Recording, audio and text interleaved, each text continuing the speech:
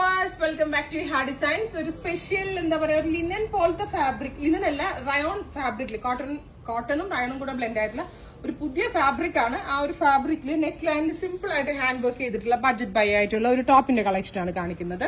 799 ആണ് ഈ ഒരു വെരി സ്പെഷ്യൽ ടോപ്പിന്റെ. 799 ഇതൊരു വാല്യൂ ഫോർ മണി ആയിട്ടാണ്.